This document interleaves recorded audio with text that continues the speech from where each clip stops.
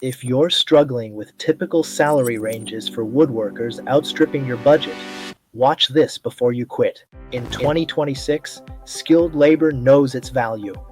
If your turnover is high, it's likely because your competitors are offering better benefits or a more clear career path. We help you benchmark your rates against the latest lumber industry jobs data to ensure you're the employer of choice.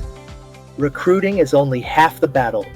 The other half is offering a package that makes talent stay.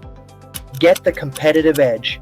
Check the 2026 wage data at woodjobs.com.